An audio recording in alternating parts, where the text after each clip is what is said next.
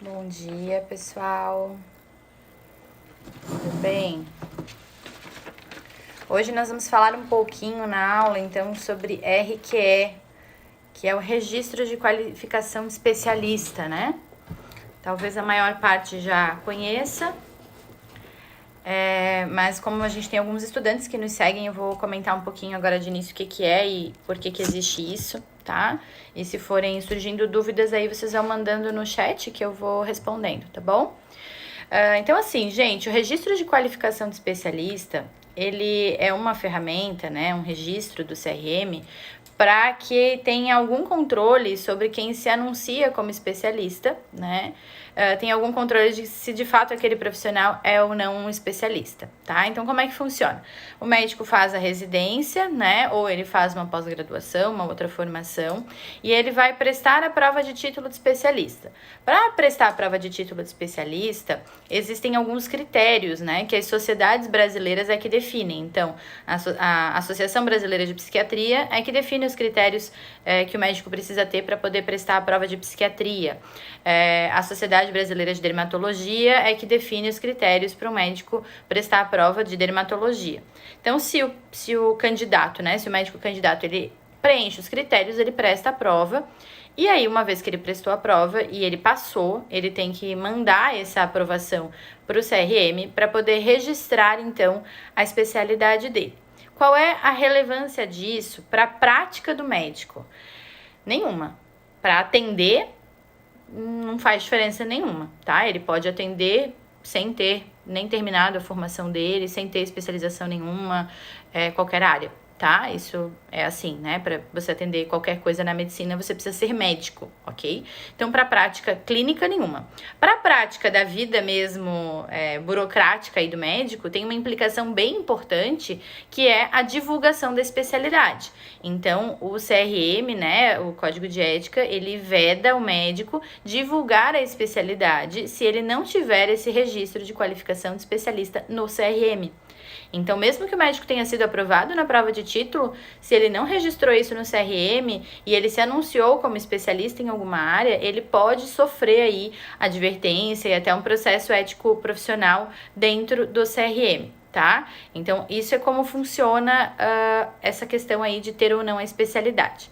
O que eu gostaria de conversar um pouquinho com vocês, né? Porque eu acho que é um assunto importante, pouca gente fala e tem muita hipocrisia na medicina, então eu acho que a gente precisa desmistificar um pouquinho algumas questões, tá?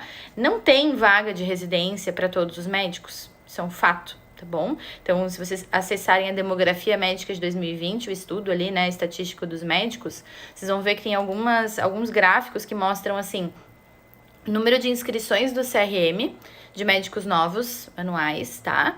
E o número de inscrições de vagas, né, para os programas de residência médica. Então, entre esse número de médicos novos e o número de vagas de residência, tem um lapso aí, né, tem uma folga de 20%, tá? Então, assim, mais ou menos 20% dos médicos novos não teriam vaga em programa de residência. Isso a gente não está considerando que os médicos que já têm formação, que já são, né, já se formaram, já estão no mercado de trabalho, a gente não está considerando que eles vão concorrer à vaga. E muitos vão, né? Nem todo mundo faz o programa de residência médica assim que se forma. Então, na realidade, esse número é maior que 20%. Então, quando a gente pensar só nos médicos novos que recém se formaram, 20% já vão ficar de fora. Então, esse número é ainda maior, porque essas vagas não são só para médicos recém-formados, e sim para médicos em geral, né? Tem médicos que já estavam no mercado de trabalho que vão concorrer a essa vaga, tá? Então, assim, mesmo que todos quisessem fazer programa de residência médica, não teria vaga para todo mundo. E tem gente que não quer fazer programa de residência médica, né? Por quê? Por que alguém não iria querer fazer um programa de residência médica? Às vezes não é só uma questão de querer, às vezes é uma questão de poder, né? Então, a gente não tem programa de residência médica em todas as cidades, né? Para algumas especialidades e localidades, a pessoa teria que se deslocar ou morar em outra cidade por algum tempo, né? E tudo bem, ela poderia fazer isso se ela puder, do ponto de vista, assim, logístico, né? Algumas pessoas já saem da faculdade com famílias, já são arrimo de família, tem que ajudar financeiramente a sua família, né? Então, às vezes já tem filhos, às vezes tá grávida, tem todo um contexto aí relacionado, então, a esse não ir para a residência, né? Eu acho que é importante falar isso, porque eu vejo que alguns canais aí, até alguns cursos na internet, colocam um julgamento de valor meio como se, tipo, o médico não fez residência porque ele é preguiçoso, não quer estudar e quer colher o bônus sem o ônus. E não é isso, né? Na realidade, tem muitos médicos que até gostariam de fazer, mas que do ponto de vista prático aí não vão conseguir, tá? Porque não vai ter vaga ou não vai ter perto, né? Relativamente perto da sua cidade e tudo mais. Então tem todo esse contexto aí para ser analisado, tá? Mas aí agora vamos pensar... quer vida boa e não quer estudar. Não é isso, né? Eu até depois eu vou falar um pouquinho pra vocês da minha história, talvez ilustre um pouquinho pra vocês, tá? Esse contexto aí do médico que não fez residência, né? Então, assim, o que eu acho que a gente precisa entender? Então, não vai ter vaga pra todo mundo e, às vezes, a pessoa fez, até quer fazer residência, prestou a prova e não passou, né? Então, ela vai ficar um tempo trabalhando. Talvez ela tenha a oportunidade na cidade dela de trabalhar e atender aquela demanda da especialidade, né? Talvez ela já estude aquela especialidade bastante e tal. Porém, ela ainda não fez a residência. Tem um problema em ela atender sem ser especialista? Não, né? Desde que ela respeite as regras de divulgação de especialidade. Então, a gente tem que fazer isso com integridade, tá, gente? É fácil fazer com integridade? Não. Dá trabalho? Muito, né? Mas é possível, tá? E por que eu digo isso? Porque, olha só, vou contar um pouquinho pra vocês, ilustrando da minha história, que talvez faça mais sentido o que eu tô querendo dizer. Então, eu me formei, comecei a trabalhar no posto de saúde, porque eu ainda estava em dúvida entre duas especialidades, e eu me formei no meio do ano. Então, eu tinha essa oportunidade aí de trabalhar um pouco antes de prestar a prova, né? E eu não queria entrar num programa de residência sem estar completamente certa de que era aquilo que eu queria. E aí, comecei a trabalhar no posto de saúde. Na cidade onde eu trabalhava, que é no interior, né? Tava faltando médico no CAPS. E eu sempre gostei de psiquiatria, sempre estudei psiquiatria, né? Então, eu me sentia segura para atender a demanda da psiquiatria, assim, dadas as proporções de uma recém-formada, né? Mas eu não tinha medo, sabia que se eu tivesse alguma dúvida eu teria que estudar o caso e, enfim, eu me sentia segura para atender. E abri, né? Tava com essa demanda, essa necessidade no município. Então, eu comecei a fazer horas extras no CAPS para ajudar o município no sentido dos pacientes não ficarem sem suas receitas, de passarem por alguma reavaliação médica, né? E aí, enfim, fui crescendo a minha carga horária no CAPS, diminuindo a minha carga horária no posto, até que eu fiquei 40 horas no CAPS. E eu, daí, enfim, fechei que eu queria realmente fazer psiquiatria como especialidade, tá? Não tem residência de psiquiatria na minha cidade, né? A mais próxima é Florianópolis, naquela época eu teria que me mudar pra lá, por uma série de razões pessoais, né, familiares e tudo mais, eu não quis ir. E eu resolvi fazer uma pós-graduação, sabendo que a pós-graduação, e eu acho que é importante também frisar isso, a maior parte das pós-graduações que a gente tem por aí, elas não te qualificam para prestar a prova de título, não é acabar a pós e fazer a prova, né? Você tem que ver o que são os critérios da especialidade que você quer, o que eles exigem, para daí você ir galgando, então, esses andares aí, esses degraus de coisas que eles exigem, para daí você poder prestar a prova, tá? Então, eu fui fazendo isso, fui estudando após, fui trabalhando 40 horas no CAPS, e fui fazendo as publicações de pôster, participação em congresso, jornada, né? Tem que ter 150 pontos científicos para você conseguir prestar a prova de título dentro da psiquiatria, mais um monte de coisa, né? Mais 6 anos de experiência comprovada, mais indicação de colegas que sabem que você trabalha na área. Então, não é fácil, tá? Às vezes as pessoas falam isso assim, não fez residência, queria uma mamata. Olha, se a pessoa tá buscando uma mamata, fazer pós com certeza não é a mamata, porque na realidade você vai ter que buscar sozinho, o que num programa de residência você teria o suporte do corpo docente, dos teus preceptores, né? Então, se você tem possibilidade, se você, enfim, tua família pode te bancar por mais um tempo, ou você consegue viver com a bolsa de residente, que é bem difícil, né? Se isso é possível para você, com certeza é preferível fazer o programa de residência médica, porque você já sai apto a prestar a prova de título. Essa é uma diferença bem considerável, né? Mas não foi o que eu fiz o caminho, né? Esse caminho um pouco mais longo, relacionado a ter feito pós-graduação. Eu aproveitei muito a minha pós-graduação, então o que aconteceu? Eu ia para aula já com os casos que eu tinha visto naquele mês e que eu tava com dúvida, que eu pensava que eu precisava reavaliar alguma coisa naquele paciente, eu escrevia os casos ao longo do mês e levava eles para discussão na pós, tá? Nenhum outro aluno da minha turma fazia isso. Então, quando o professor dizia, alguém tem algum caso para discutir? Eu tinha, 10 casos para discutir. E ninguém tinha nenhum. E aí eles discutiam quais? Os meus, né? Então, com isso, eu fui aprendendo e fui melhorando a minha prática clínica, ajudando mais os pacientes que eu já estava atendendo do município que precisava dessa demanda, né? E fui, obviamente, melhorando a minha prática como psiquiatra, né? Isso eu ainda não tinha o título, eu ainda não me anunciava como psiquiatra.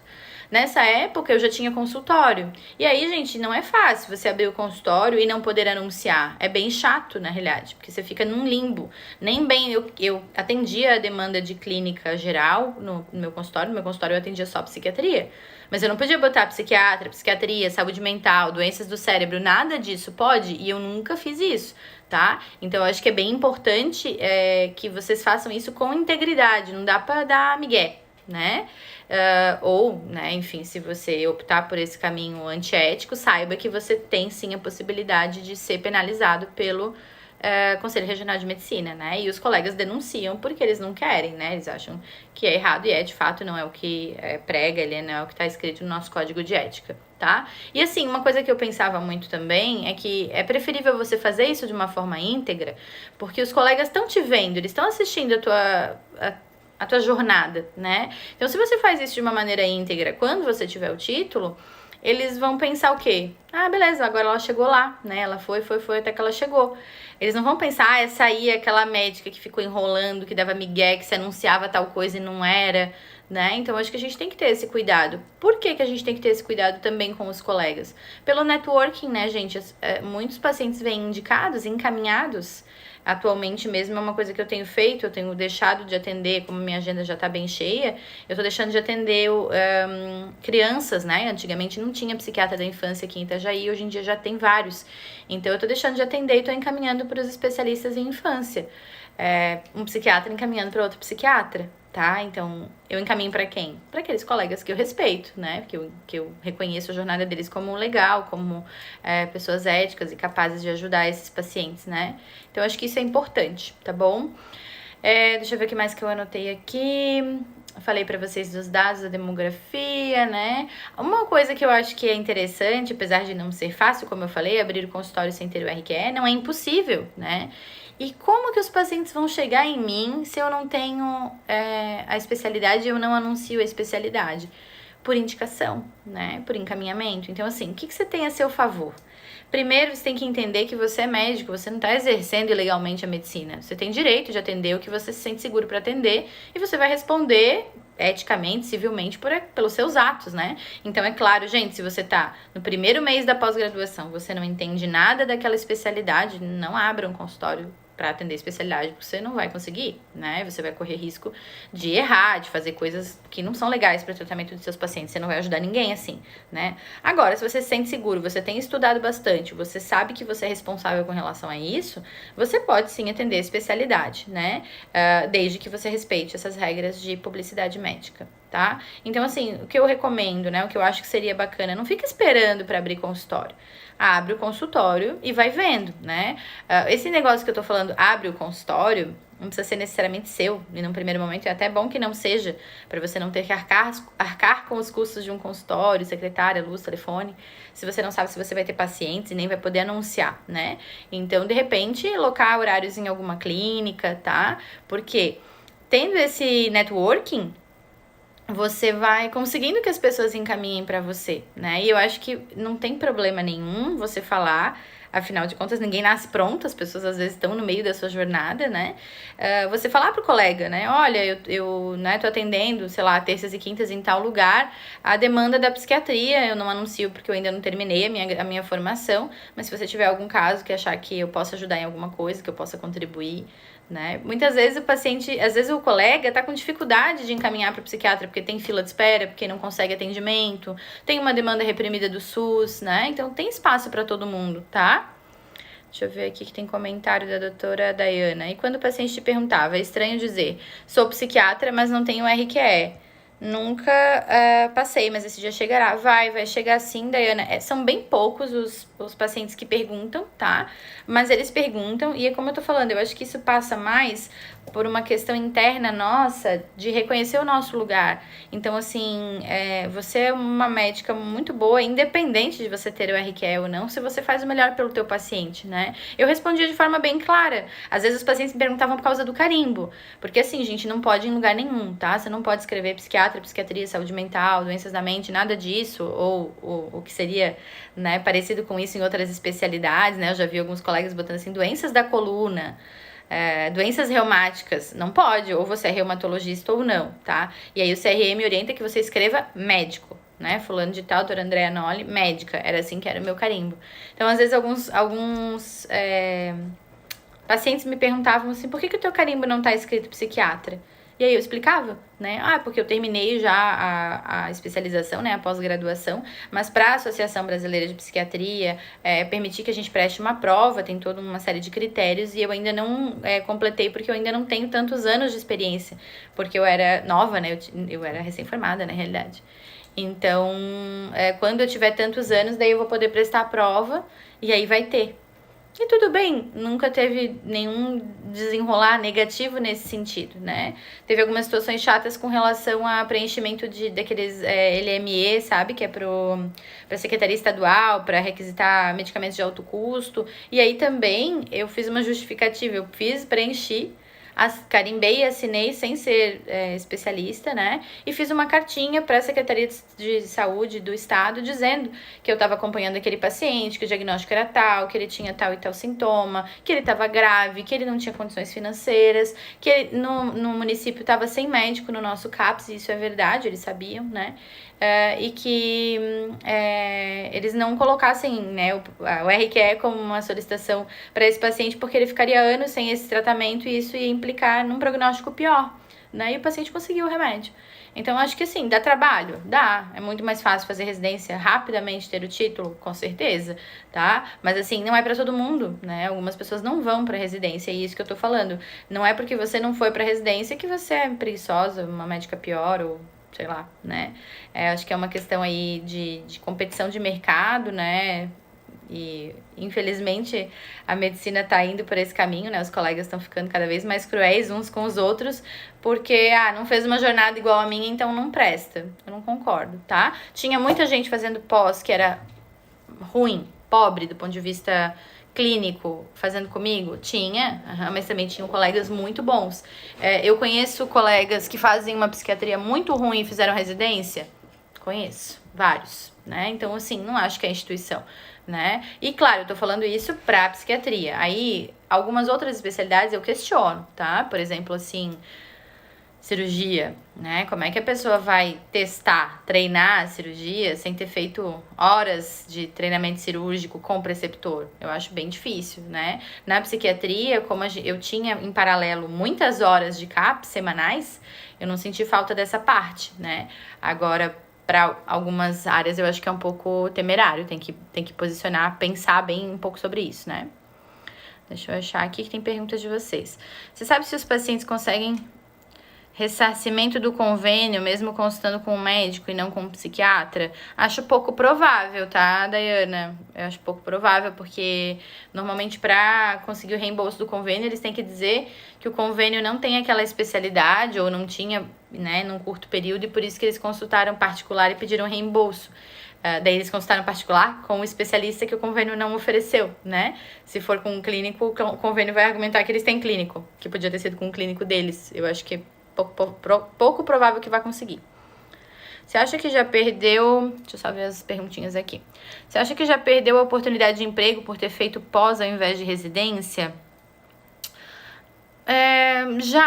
Já no sentido assim, vários CAPs, por exemplo, agora muitas cidades não aceitam mais quem não tem residência, quem não tem o título, porque para o preenchimento de laudos, para algumas coisas mais relacionadas à parte pericial, precisaria ter o título, né? Então, por exemplo, eu fui trabalhar num CAPS numa cidade próxima, mas que é mais no interior, né? Fica meia hora da minha cidade, porque na minha cidade, para assumir o concurso, que eu até tinha passado, precisaria ter o RQE na ocasião, e aí eu ainda não tinha, né? Então, como eu falei, eu acho que quanto antes você tiver o RQE, melhor pra você. Se você puder fazer residência, ótimo.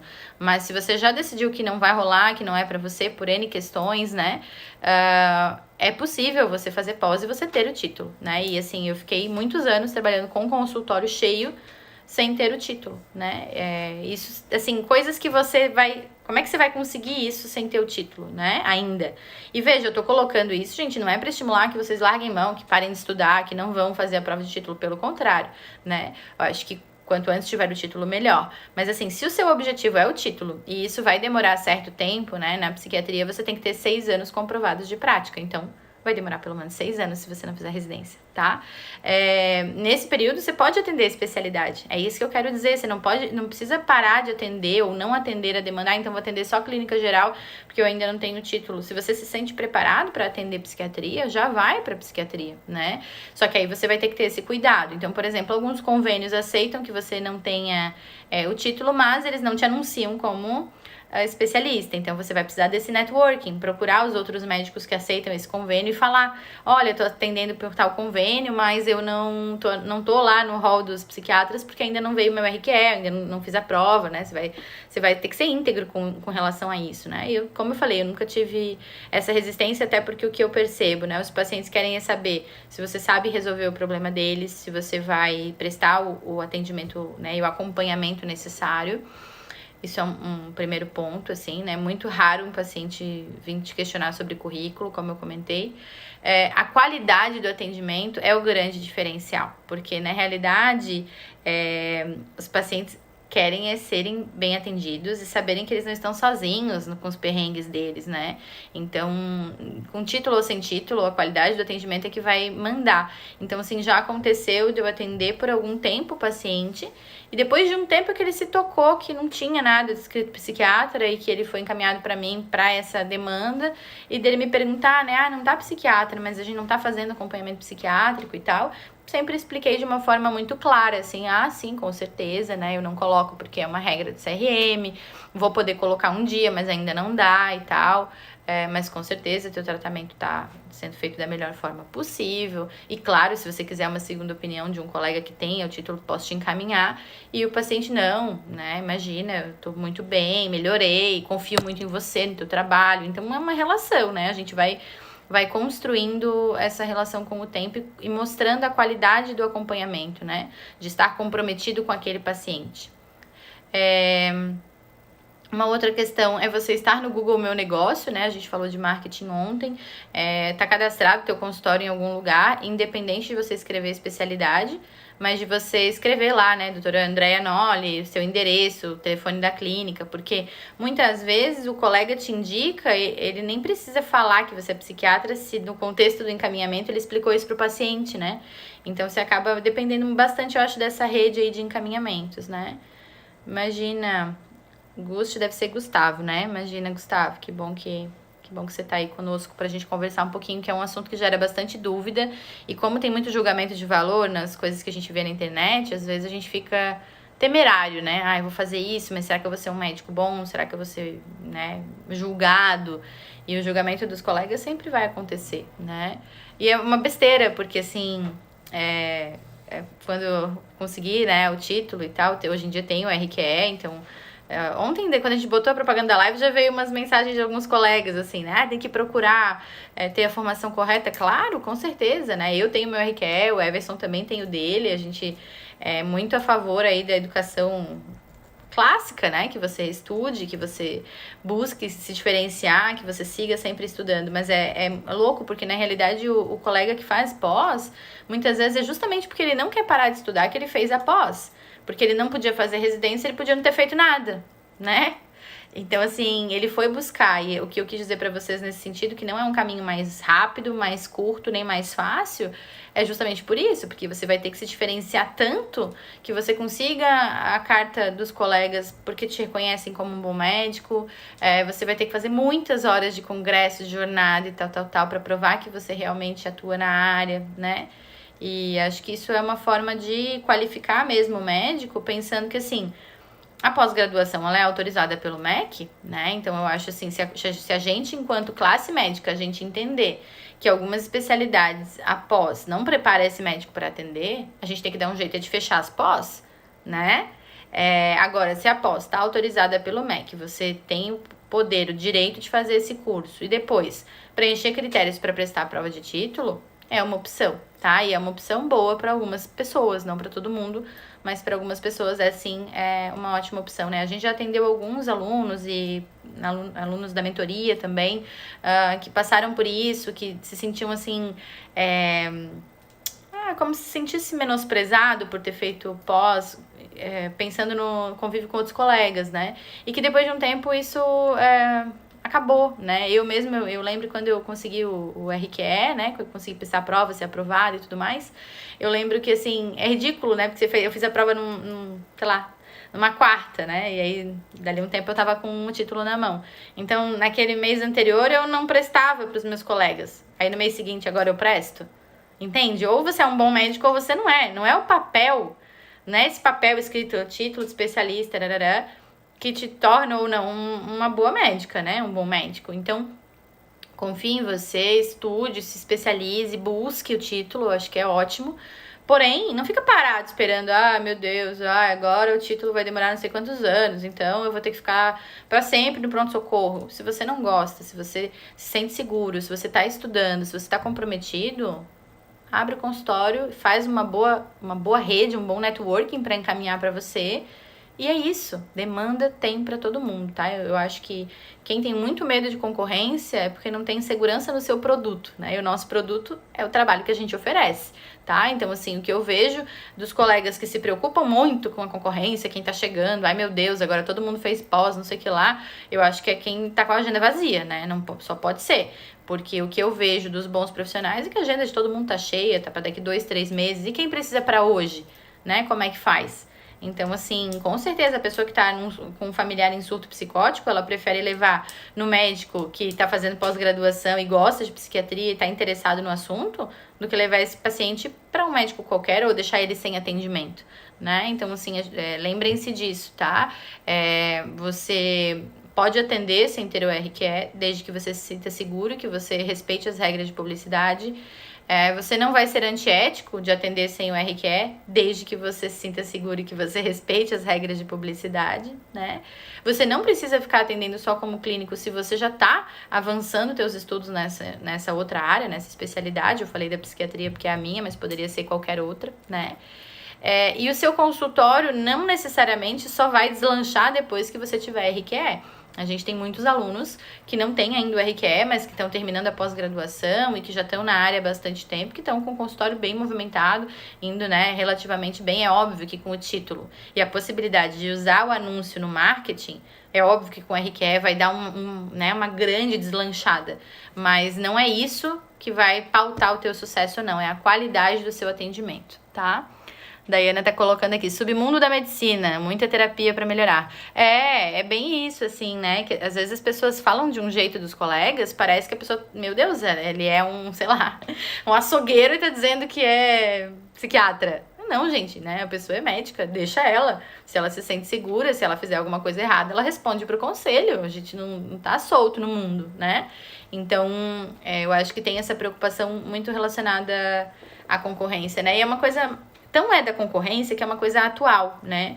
Aqui na cidade tinha um psiquiatra antigo, cuja agenda era sempre cheia e tudo mais, que um tempo atrás eu conversei com ele e ainda ri, porque eu falei, e a tua prova de título, na época, como é que foi? Ele olhou pra mim, ele riu, né? Ele falou, nunca fiz prova de título, nunca nem fui credenciado da ABP, né? Então, claro, eu acho que esse Brasilzão, assim, sem controle algum, não é favorável para a medicina em geral. Eu acho que tem que ter uma forma de controle, né?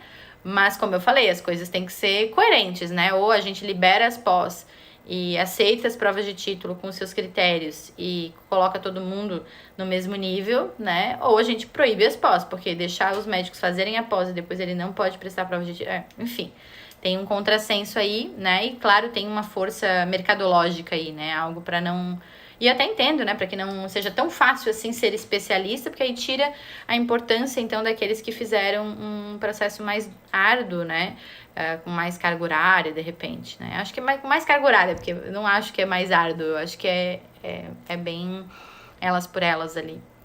Tá bom, gente? O que mais vocês têm de dúvida? O que vocês querem me perguntar? Deixa eu ver o que mais que eu anotei aqui. Uma coisa muito importante, a gente precisa cuidar a gente com a nossa publicidade, pra gente não se anunciar algo que a gente não é ainda, se você não tem o registro de qualificação de especialista, né? Não pode colocar, como eu já falei, nem na placa, nem no cartão, em nenhum lugar assim, tá? E a gente tem que cuidar muito, assim, orientar corretamente a secretária, como ela vai responder quando as pessoas ligam perguntando, né? Pra fazer isso de uma forma íntegra, sabe? Porque é muito ruim, eu acho que não é legal enganar, né? A pessoa agenda achando que é uma coisa e depois é outra. Então, eu acho que tem que tomar bastante cuidado com relação a isso, sabe? E os convênios também. Se o convênio te aceitou sem o título para você atender a demanda tal, é importante que você verifique o site do convênio, porque daqui a pouco muda a pessoa que cuida disso lá. E eu já tive problema com isso várias vezes, na realidade, com o mesmo convênio. Eu falava para eles, mandava um e-mail, olha, né, eu atendo a demanda da psiquiatria, mas eu não tenho o título de especialista, então é importante que vocês não me anunciem assim, porque eu posso sofrer uma sanção do CRM. Ok. Eles iam lá e tiravam. Daí dava um mês, porque daí eles atualizavam a planilha deles, eu ia olhar o site do convênio, tava lá meu nome na psiquiatria. Aí eu ia lá, olha, por favor, eu peço que vocês tirem, porque eu posso ser punida pelo CRM. Então a gente tem que tomar um cuidado com relação a isso também, tá? Assim que iniciar a pós, já pode abrir consultório na especialidade? Med raiz, já pode, a questão é se você se sente seguro para isso, tá? Porque se você se sente seguro depende muito das experiências que você teve prévias, né? Então, assim, eu tive bastante, né, no meu optativo, os casos da psiquiatria dentro da medicina de família. Eu sempre já estudei bastante a parte isso na faculdade. Então, depois, quando a pós já estava em andamento, deixa eu ver uma coisa. Eu acho que eu tava, fazia uns 5, 6 meses na pós-graduação eu abri o consultório. Então, depende muito de como você se sente para atender essa demanda, porque daí você tem que dar conta, né? Mas é possível sim, não tem nada juridicamente, legalmente que te impeça de abrir o consultório, porém você precisa respeitar as regras do Conselho Regional de Medicina no sentido da publicidade, né? Existe um manual de publicidade médica do CFM, tá bom? Então vocês podem baixar esse arquivo do manual, tá bom? Que eu acho que isso ajuda a gente a entender. Mais dúvidas, gente? O que vocês têm aí? O que vocês mandam? Então, estão pedindo para salvar as lives agora dessa semanada. Da próxima, que a gente fez toda uma sequência, a gente não tá deixando salvo. Mas eu queria deixar já o convite, né? Amanhã tem live novamente. E se você ainda não se inscreveu para a Semana do Resgate da Medicina dos Seus Sonhos, o link está na nossa bio aqui do Instagram. Se inscrevam, que a gente fala bastante sobre todo esse contexto aí, né? De por que o consultório não aconteceu ainda pra gente, como captar o paciente ideal, tem toda uma programação bem legal aí da Semana do Resgate da Medicina, como precificar a consulta, que valor eu vou dar pra minha consulta, será que minha consulta tá cara, tá barata? Então, acho que é bem bacana. Certo, gente? Um bom dia a todos. Gostei que vocês entraram de manhã, hein? Achei que de manhã vocês estão mais animadinhos, de noite acho que vocês estão mais cansados. Valeu aí quem participou, doutora Dayana, Med Raiz, Gustavo. Nos vemos na próxima live, então. Bom dia para todos. Até!